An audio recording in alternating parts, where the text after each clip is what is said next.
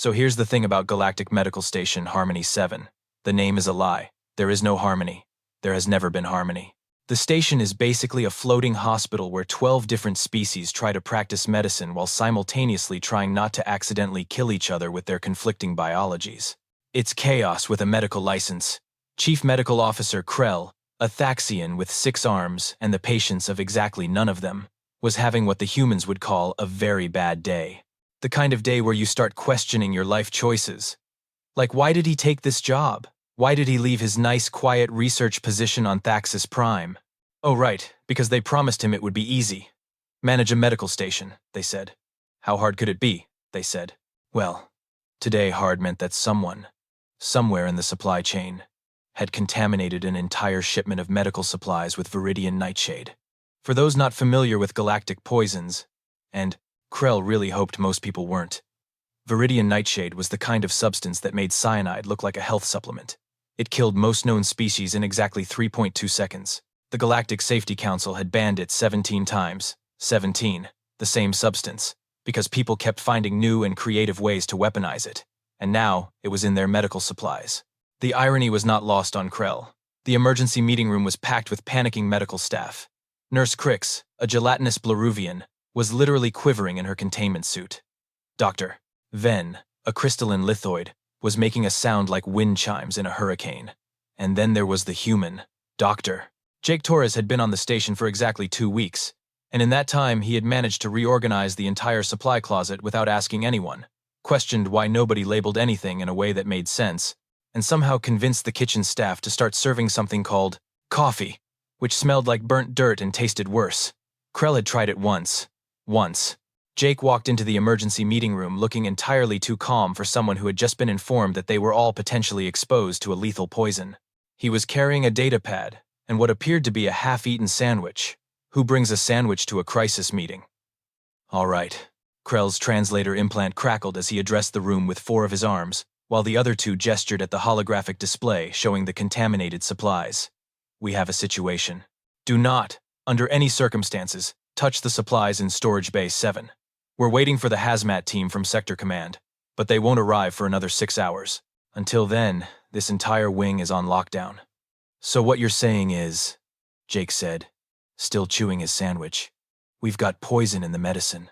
That's kind of poetically terrible. Krell's mandibles clicked in what might have been agreement, or might have been the Thaxian equivalent of a migraine. Yes, Dr. Torres. That is exactly what I'm saying. Poetically terrible. How bad are we talking? Jake asked.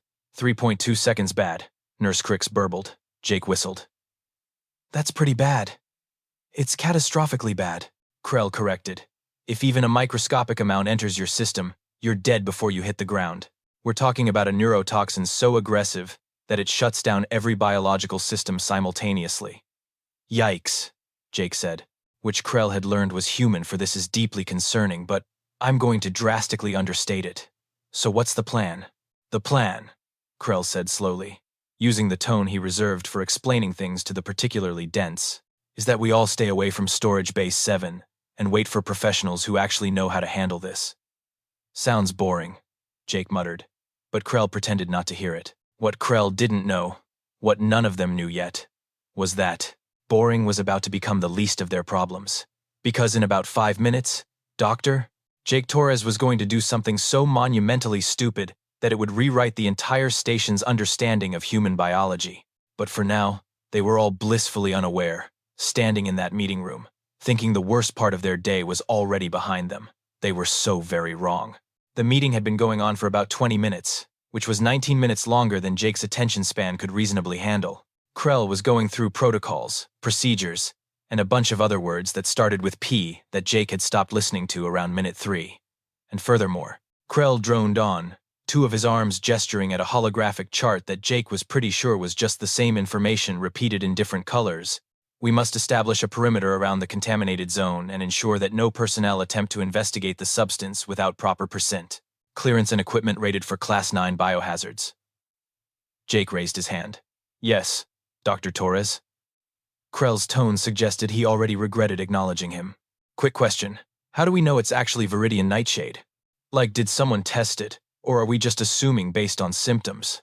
The manifest clearly states, Yeah, but manifests can be wrong, Jake interrupted, which he knew annoyed Krell, but honestly, the guy had 6 arms. He could multitask being annoyed and doing other stuff.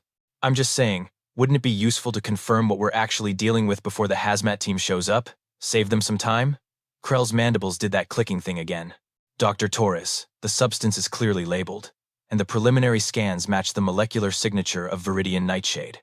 We don't need to confirm anything. We need to stay away from it. Right. Totally. Jake said in the tone of someone who was absolutely not going to stay away from it. But just hypothetically, if someone wanted to take a closer look, no. I wasn't finished. Still no. You don't even know what I was going to say. I know enough about humans now to know that whenever one of you says hypothetically, what you actually mean is I'm about to do something incredibly stupid and I'm giving you a 5-second warning. Krell's translator somehow managed to convey deep exhaustion. So no. Whatever you're thinking, the answer is no. Jake shrugged. Fair enough. The meeting continued. Nurse Cricks outlined quarantine procedures. Doctor. Ven made more wind chime noises about molecular destabilization. Jake finished his sandwich. And then, because the universe has a sense of humor and that sense of humor is terrible, Jake noticed something. On the table in front of Krell, right there in the middle of all the datapads and holographic displays, was a sealed vial. A small, innocuous-looking vial filled with a faintly glowing purple liquid. Hey, Krell, Jake said slowly. Is that what I think it is? Krell looked down. All 6 of his arms froze. Oh no. Is that the poison? Krell, Jake asked. It was supposed to be in storage bay 7, Krell said, his voice climbing about 3 octaves. Why is it here? Who brought it here? The room erupted into chaos. Nurse Cricks started quivering so hard her containment suit was vibrating. Dr. Ven's wind chime sounds reached a pitch that was probably damaging equipment. 3 other staff members immediately backed toward the door. And Jake, because Jake had apparently left his sense of self-preservation back on Earth, reached out and picked up the vial. Torres, no! Krell shrieked. I'm just looking at it, Jake said calmly, holding the vial up to the light. See? I'm being careful. Gloves are on. Sealed container. Everything's fine. Put it down, Krell said in the voice of someone watching their entire career flash before their eyes. Put it down right now. Hold on, I just want to check something. Jake turned the vial around, examining it from different angles. The liquid inside swirled lazily, catching the light in a way that was actually kind of pretty, if you ignored the whole instant death thing. Torres, I swear by all the stars in the galaxy, if you don't put that down immediately. Jake popped the seal. The sound that came out of Krell could only be described as a keyboard being thrown into a wood chipper. Nurse Cricks actually deflated partially in shock. Doctor, Ven stopped making any sound at all, which was somehow worse than the wind chime screaming. What are you doing? Krell managed to choke out. Jake brought the vial closer and sniffed it. Interesting. Definitely some kind of alkaloid compound. There's a sort of bitter almond smell, which usually indicates cyanogenic glycosides. But there's something else. Something almost citrusy. Step away from the human, someone shouted from the back of the room. He's contaminated. I'm not contaminated, I just smelled it, Jake said, slightly offended. There's a difference between smelling something and then Jake took a sip. Time stopped. The entire room stopped. Several species that didn't even have hearts felt like their hearts stopped. Jake held the liquid in his mouth for a moment, his expression thoughtful, like he was tasting wine at a fancy restaurant. Then he swallowed. Okay, so definitely bitter, Jake said, pulling out his datapad with his free hand and starting to type with his thumb. Bitter up front. Then there's that citrus note I was smelling, and the aftertaste is kind of metallic. Unpleasant, but not the worst thing I've ever tasted. I'd give it a 4 out of 10. Maybe a 3 if I'm being generous. Really lingers in a bad way. Krell was making a sound that the translator couldn't even process anymore. It was just coming through as static, and what might have been sobbing. Nurse Cricks had completely deflated, and was now just a puddle in her containment suit. Dr. Ven had, apparently stress-shattered part of his crystalline matrix, and Jake just kept typing notes. Someone call medical, a voice said weakly. We are medical, another voice responded. Then call better medical. Torres, Krell finally managed to say, his voice barely a whisper. You just drank viridian nightshade. You have approximately 3.2 seconds before total system failure. Is there anything you'd like to say? Any final words? Messages for your family? Jake looked up from his datapad. What? Oh yeah. Can someone tell me if this stuff is supposed to make you hungry? Because I'm suddenly craving nachos. Krell's worldview shattered into approximately 6,000 pieces. The timer in everyone's head hit 3.2 seconds. Jake was still standing. And that's when things got really weird. 5 minutes passed. Jake was still alive, still typing on his datapad, and still complaining about the aftertaste. Seriously, it's like if you mixed cough syrup with pennies and then added a hint of regret, Jake muttered, making another note. Who designed this poison? Because they really should have workshopped the flavor profile. Krell was staring at him with all three of his compound eyes, which was apparently the Thaxian equivalent of a blank, system error stare. You're not dead. Nope, Jake said cheerfully. You should be dead. Yeah, I'm getting that impression. No, you don't understand. Krell's voice was climbing again. You should be very dead. Extremely dead. The deadest dead that has ever deaded. But I'm not, Jake pointed out helpfully. So either your poison is a dud, or something else is going on here. Nurse Crix had managed to re-inflate herself, and was now frantically running a medical scanner over Jake from a distance of approximately 15 feet, because she wasn't about to get any closer to whatever biological anomaly was happening here. His vitals are normal. Well, normal for a human.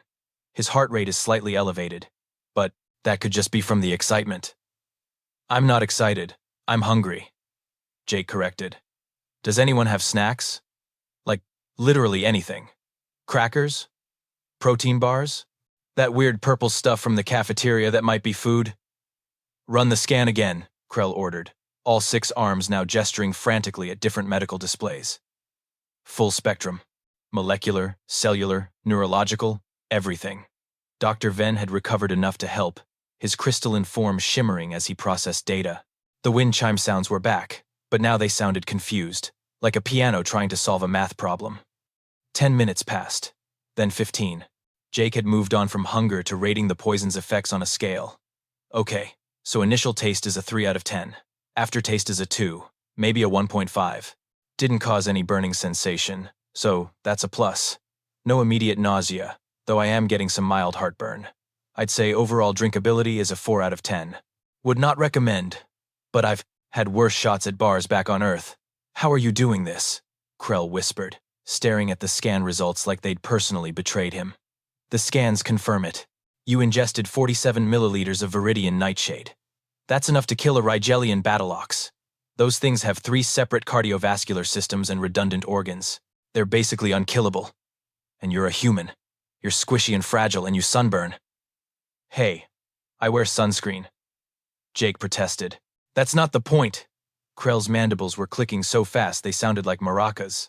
The point is that you should be dead 17 times over, and instead you're asking for crackers. Well, yeah, because the poison is making me hungry, Jake said.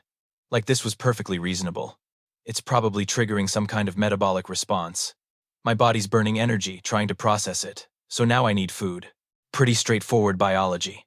There is nothing straightforward about this, Krell gestured at all the displays with multiple arms. Look at this.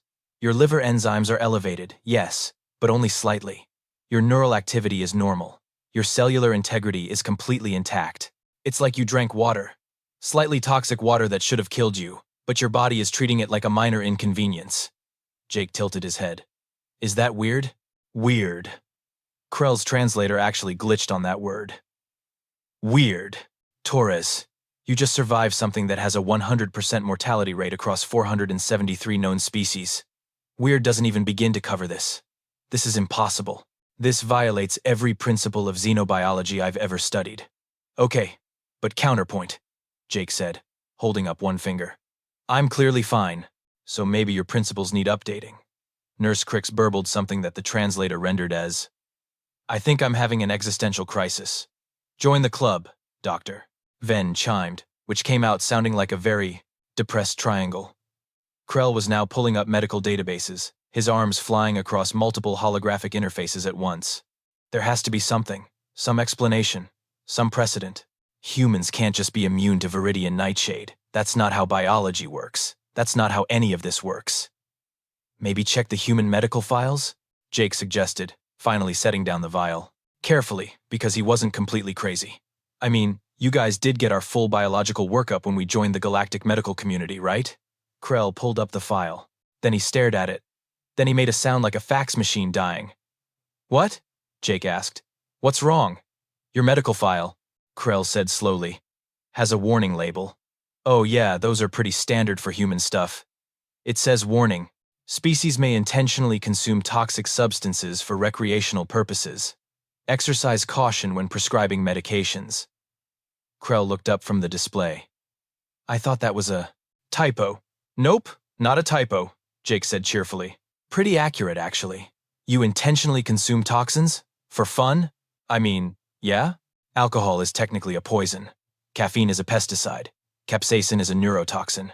We put that stuff on food to make it spicy. Some people do it for the challenge. It's a whole thing. Krell sat down. All 6 arms dropped to his sides. His mandibles stopped clicking. He just sat there, staring into the middle distance, probably contemplating every life choice that had led him to this moment. So what you're telling me, Krell said quietly, is that your species evolved to be resistant to toxins because you keep eating them on purpose. Pretty much? Yeah. And you see nothing wrong with this. I mean, it's worked out so far, Jake said with a shrug. We're still here, aren't we? Somewhere in the back of the room, someone whispered. What kind of death world did humans come from? Jake grinned. Oh man, you guys really don't want to know about Australia. Krell put his head in 4 of his 6 hands. This was going to be a very long day, and Jake was still asking about those crackers. 20 minutes had passed since Jake's impromptu poison tasting, and the medical staff had progressed from panic to confusion to what could only be described as a collective psychological breakdown. Krell was still sitting down, which was apparently very unusual for a Thaxian. Nurse Crix had given up on maintaining her professional composure and was just openly staring. Doctor.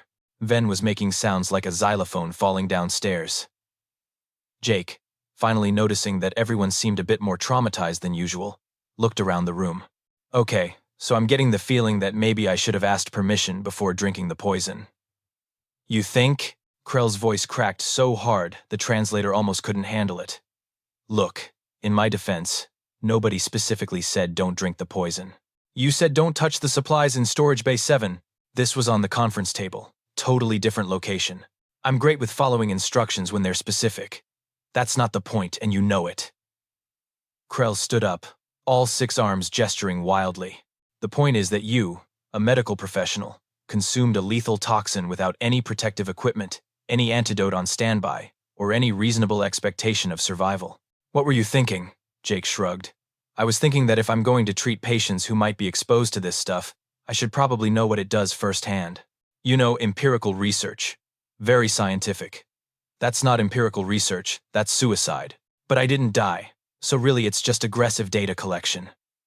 Krell made that keyboard in a wood chipper sound again. Okay, everyone calm down, Jake said, holding up his hands in a placating gesture. Let me explain something about humans that apparently didn't make it into the medical files clearly enough. We're kind of hard to kill. Clearly, Nurse Crix burbled weakly. No, I mean really hard to kill, Jake continued. See, Earth is what we call a Class 12 death world. And before you ask, yes, the classification system only goes up to 10. We broke the scale. Literally, the Galactic Survey team had to invent new categories. Dr. Ven made a sound like a gong being hit with a question mark. Right, so let me paint you a picture, Jake said, warming to his topic. He loved this part. Earth has 5 major extinction events in its history. Disasters that wiped out most life on the planet. And humans, or at least our ancestors, survived all of them. We're descended from the scrappy little mammals that looked at the dinosaurs getting obliterated and said, nah, we're good, and just kept going. Krell was listening now, all 3 eyes focused on Jake with what might have been horrified fascination. Then there's our biology, Jake continued. We've got this thing called a liver. Beautiful organ, really. It's basically a chemical processing plant that can break down toxins. And because our ancestors were idiots who kept eating things that were trying to kill them, our livers got really, really good at their job. But Viridian Nightshade, Krell started, is a neurotoxin? Yeah, I know, Jake interrupted. But here's the thing. Humans have been poisoning ourselves for thousands of years. We discovered fermentation, which is just controlled rotting. And we were like, hey, let's drink this. And it made us drunk, which is literally mild poisoning, and we decided that was great and made it a social activity. Nurse Cricks made a sound like bubbles popping in horror. Then there's caffeine, Jake went on. It's a pesticide. Plants evolved it to kill bugs that try to eat them. And humans were like, this makes us feel awake. Let's base our entire civilization on it. Back on Earth, there are literally shops on every corner that sell poison drinks, and we wait in line for them. Pay money for them. Some people can't function without their morning poison. That's deranged, Dr. Venn chimed, sounding like a harp that had just learned about human culture and deeply regretted it. Oh, it gets better, Jake said with a grin. Capsaicin, it's a chemical compound that triggers pain receptors. It makes your mouth feel like it's on fire. Plants evolved it as a defense mechanism, and humans tasted it and said, you know what? This agony is delicious. Let's put it on everything. We have competitions to see who can eat the most painful peppers. We rate them on a scale. The Carolina Reaper measures over 2 million Scoville units, which is enough to cause actual physical harm, and people eat them for fun and put videos of themselves crying on the internet. Krell was just staring now, not blinking, just staring. And don't even get me started on alcohol, Jake continued. Ethanol is a solvent. We use it to clean medical equipment and strip paint. And humans looked at that and said, bottoms up. We've been drinking it for so long that roughly 40% of humans have a genetic mutation that makes them better at processing it. We literally evolved to be better at consuming poison because we refuse to stop drinking it. Why? Nurse Cricks whispered. Why would you do any of this? Mostly because it feels good, Jake said honestly. Or because we're bored. Or because someone said we shouldn't, and humans are really bad at being told what not to do. There was this whole thing in Earth history called Prohibition where one country tried to ban alcohol, and people just made it illegally and drank it anyway. Some of them went blind from badly made moonshine and they still kept drinking it. Your species has a death wish, Krell said flatly. No, we just have a really high tolerance for poor life choices, Jake corrected. Oh, and speaking of poor choices, let me tell you about the time humans had lead pipes for plumbing. Lead, one of the most toxic heavy metals, and we used it to carry our drinking water for centuries, poisoned entire civilizations. And enough people survived that we're still here to talk about it. Dr. Venn made a sound like crystal shattering in slow motion. So yeah, Jake concluded. No. When you think about it, surviving Viridian Nightshade isn't that weird. My liver probably took one look at it, said, oh, another Tuesday, and just started processing it like any other toxin. I might feel a little rough tomorrow, like a mild hangover, but I'll be fine. A hangover, Krell repeated slowly. You're going to treat exposure to the most lethal poison in the known galaxy like a hangover. I mean, probably. I'll drink some water, maybe take some painkillers if I get a headache. Standard stuff. Krell looked at the other medical staff. They all looked back at him. There was a long moment of silent communication that roughly translated to, are we sure we want to work with humans? And the collective answer seemed to be, it's too late now. We're committed.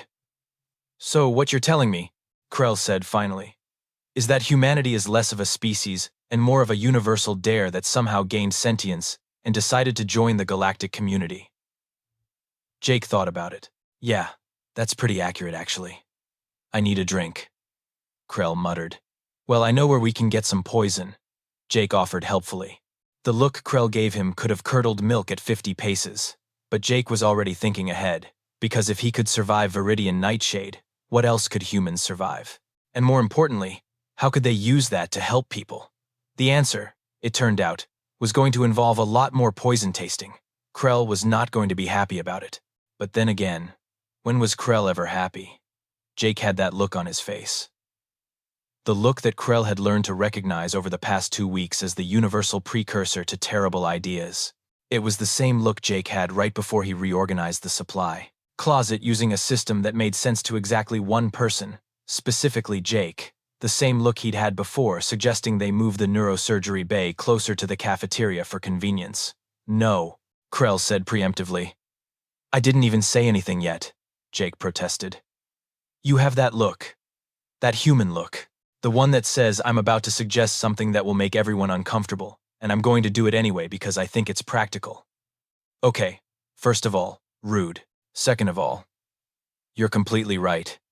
Jake pulled up his datapad. Look, we've just accidentally stumbled onto something huge here. I survived Viridian Nightshade. That means human metabolism can process toxins that are lethal to pretty much everyone else. Yes, we've established that your species has a concerning relationship with poison, Krell said dryly. Where are you going with this? Think about it, Jake said, his eyes lighting up with the kind of enthusiasm that made Krell's mandibles hurt. What if we could use human biology as a baseline to develop universal antidotes? If my liver can break down viridian nightshade, maybe we can figure out how it's doing it and synthesize that process for other species. Nurse Crix burbled thoughtfully. That's actually not a terrible idea. Thank you. But it would require extensive testing, she continued. We'd need to know how humans respond to a wide variety of toxins, not just one. Jake's grin got wider. Krell's sense of impending doom got stronger. No, Krell said again. Come on, it's for science. You want to poison yourself repeatedly. For science. Yes. Absolutely not. I forbid it. As Chief Medical Officer of this station, I am officially prohibiting you from consuming any more lethal substances. Jake's face fell, then brightened again. What if I submit a proper research proposal, with protocols and everything? Still no. What if I promise to use proper documentation and monitoring equipment? No. What if I sign a waiver? Torres, I don't care if you sign your waiver in blood under 3 moons while chanting in ancient languages. The answer is no. Krell crossed 4 of his 6 arms. The other 2 he kept free in case he needed to physically restrain the human. I am not going to authorize a study that involves deliberately poisoning my medical staff. But I'm going to be fine, Jake argued. We just proved that. And think about all the lives we could save. How many patients do we get in here with toxic exposure? How many species have we lost because we couldn't synthesize an antidote fast enough? That hit a nerve. Krell's mandibles stopped clicking. He remembered the Quellian trader from last month. Accidental exposure to Zephyrian venom. Dead in 40 seconds. Nothing they could do. The medical file still haunted him. You're playing a dangerous game, Torres, Krell said quietly. I'm playing the only game that matters, Jake replied. The one where we actually help people. There was a long silence. Dr. Venn made a sound like wind chimes and a gentle breeze, which was his way of saying he's got a point, you know. Krell sighed. It came out sounding like air escaping from a tire. Fine. But we're doing this properly. Full medical monitoring, controlled doses, emergency protocols, and if you show even the slightest sign of actual distress, we stop immediately. Understood? Understood. Jake was already pulling up files on his datapad. Okay, so I was thinking we start with the common ones. Xelthari acid, andromeda nerve toxin, plutonian heavy metal compounds. We're starting with diluted samples, Krell interrupted. Extremely diluted. So diluted they're practically homeopathic. That's not very scientific. It's scientific enough for someone who drinks poison without permission. Jake conceded the point. What followed over the next 3 hours would go down in station history as either the greatest advancement in toxicology or the stupidest thing anyone had ever witnessed. Possibly both. They set up in the research lab. Full monitoring equipment. Emergency medical team on standby. Nurse Crix had prepared approximately 17 different antidotes just in case. Dr. Venn was recording everything with the kind of obsessive detail usually reserved for first contact scenarios. And Jake, sitting in the center of it all, wearing a medical gown and covered in sensors, looked like a kid on Christmas morning. Okay, first sample, Krell announced, holding up a vial with 2 arms while the other 4 worked the monitoring equipment. Xelthari acid, diluted to 5% concentration. In most species, this causes immediate cellular breakdown. In humans, we have no idea. Jake took the vial, sniffed it, and took a small sip. He swished it around his mouth like wine. Ooh, tangy. Kind of like sour candy, but with more burning sensation. I'd say 6 out of 10 on the pain scale. Definitely wouldn't want to drink a full glass of this, but it's manageable. His vitals remained stable. The monitoring equipment showed elevated enzyme activity in his liver, but nothing dangerous. Fascinating, Krell muttered, making notes with 3 arms while keeping one eye on the readouts. His body is actively breaking down the acid. I can see the molecular changes in real time. It's like watching a chemical warfare facility operate inside a single organism. They moved on to the next sample, andromeda nerve toxin. Jake described it as spicy but in a tingly way, like when your foot falls asleep but in your mouth. 7 out of 10, would not recommend with seafood. Then plutonian heavy metal compounds. Metallic, obviously, kind of like licking a battery but worse. 3 out of 10. Terrible aftertaste. Feels like my teeth are fuzzy. Sample after sample. Jake tasted, described, rated, and survived every single one. His commentary ranged from clinical to absurd. The Rigelian paralytic agent was interesting. Makes my tongue numb. Like going to the dentist but voluntary. The Centauri hemotoxin was bitter and disappointing. Like bad coffee, but somehow worse. Krell's initial horror had slowly transformed into scientific fascination. He was watching human evolution in action. Every toxin that should have killed Jake was being methodically dismantled by an immune system that had apparently decided nothing was going to kill it without a fight. "This is incredible," Dr. Venn chimed, his crystalline structure practically vibrating with excitement. "The human liver is producing enzymes I've never seen before. It's adapting in real time to each new toxin. This isn't just resistance, it's active metabolic warfare." "Yeah, my liver's an overachiever," Jake said, drinking some water between samples. "Probably showing off because it knows you're all watching." Nurse Crix was compiling data, her gelatinous form quivering with what might have been excitement. "If we can isolate these enzyme reactions, we could synthesize broad-spectrum antidotes. This could revolutionize emergency medicine across the galaxy." "Assuming we don't kill our test subject," Krell added, though even he had to admit Jake looked fine. Tired, maybe.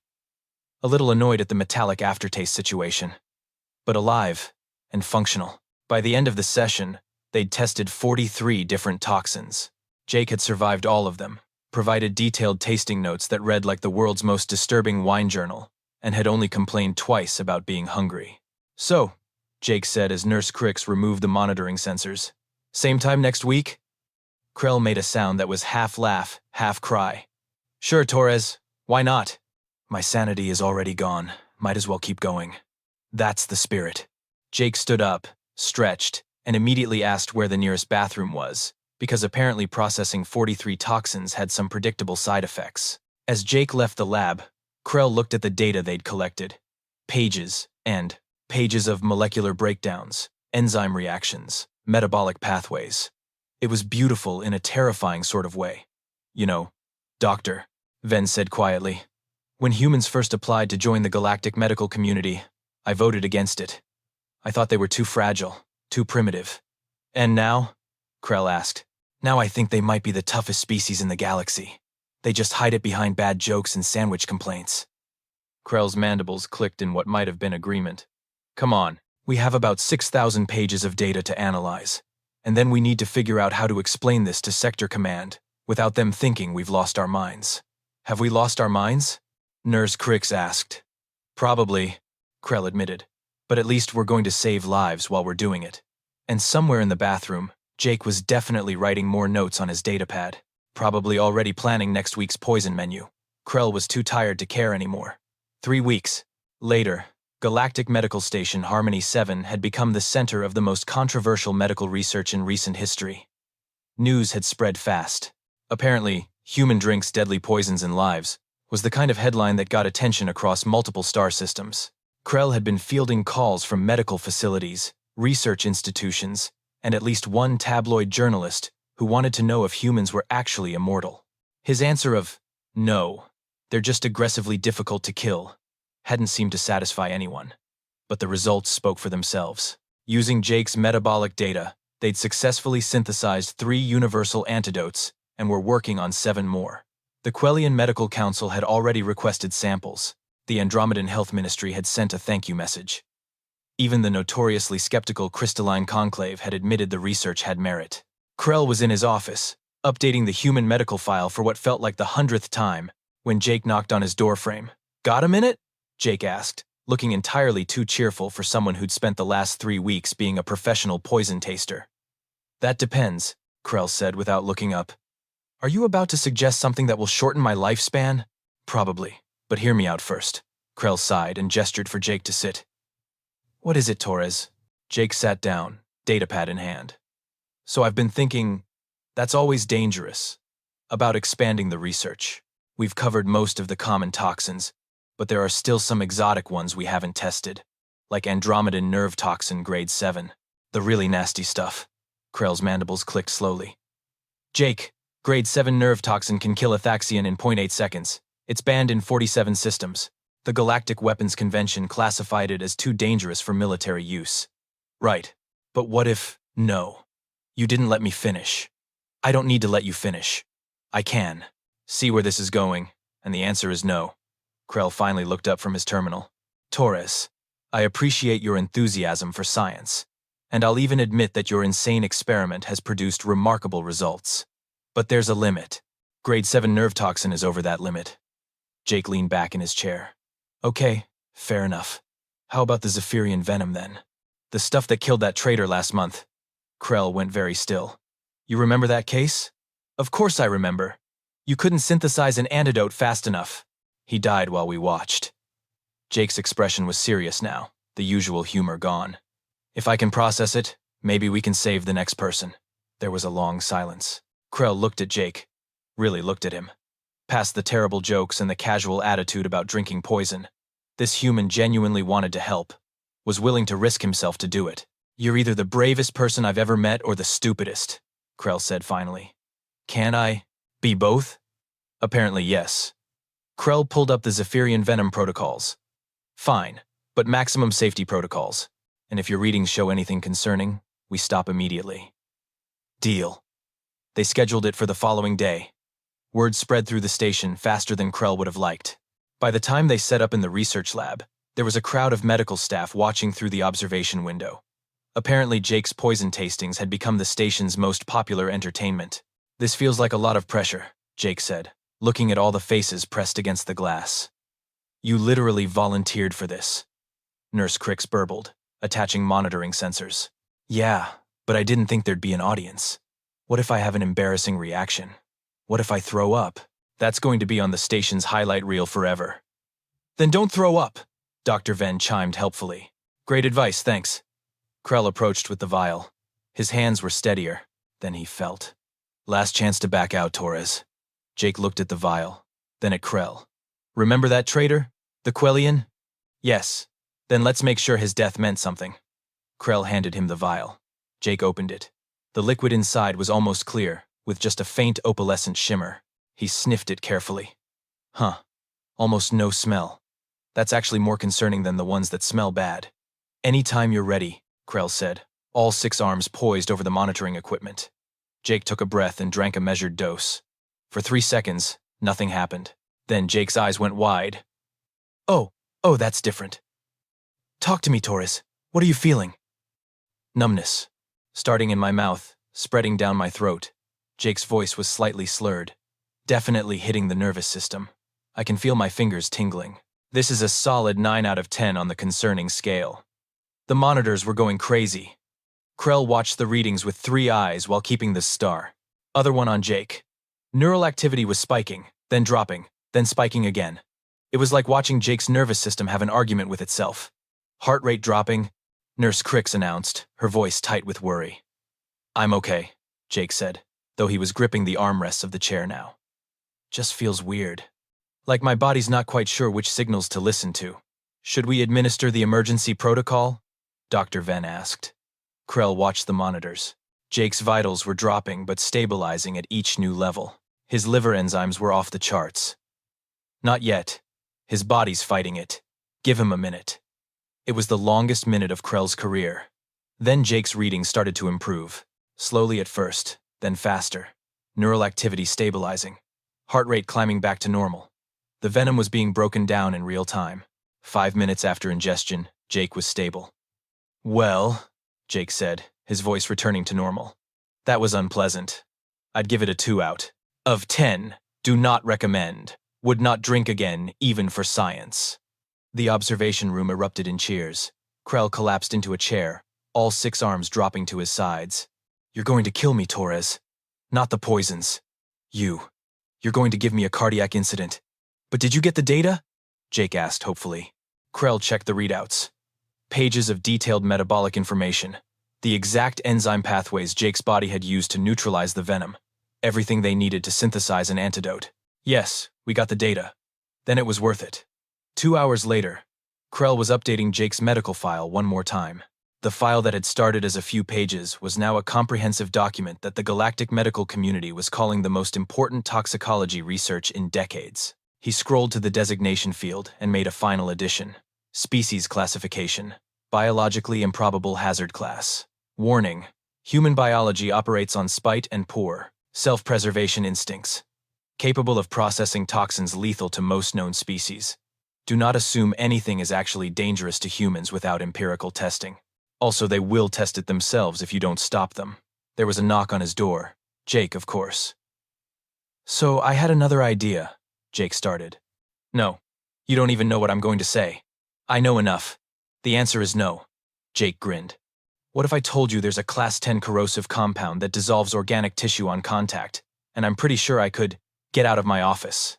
But Jake was already leaving, laughing, datapad in hand, and probably already writing up a research proposal that would give Krell nightmares. Krell looked at the commendation letter on his desk. Official recognition from the Galactic Medical Council for groundbreaking research in universal antidotes. It was the kind of achievement that came once in a career, and all it had cost him was his sanity and the certain knowledge that humans were the galaxy's most terrifying species, precisely because they looked harmless and then did things like drink nerve toxin for science. His terminal chimed with a new message. From Jake, naturally. Found a great recipe for nachos in the human database. Want to try making them in the cafeteria? Fair warning. They involve something called jalapenos, which are apparently a mild poison that humans eat for fun. Sound familiar? Krell made the keyboard in a wood chipper sound again, but he was smiling, just a little, because as insane as working with humans was, it was never boring, and at the end of the day, they were saving lives, even if they were doing it in the most unnecessarily dramatic way possible. His terminal chimed again. P.S. Those crackers you mentioned 3 weeks ago? Still waiting on those. Krell pulled up the cafeteria order system and requisitioned an entire case of crackers. If humanity was going to revolutionize galactic medicine through sheer stubborn refusal to die, the least he could do was make sure they were properly fed while doing it. Somewhere in the cafeteria, Jake was absolutely planning his next terrible idea. Krell was sure of it. But that was a problem for tomorrow. Today, they'd saved lives, pushed the boundaries of medical science, proven that sometimes the best solutions came from the most unexpected places, even if those places were humans with questionable decision-making skills and an alarming tolerance for poison. Krell updated one final note in Jake's file. Recommend unlimited cracker supply. Patient becomes insufferable when hungry. He hit save and allowed himself a small moment of satisfaction.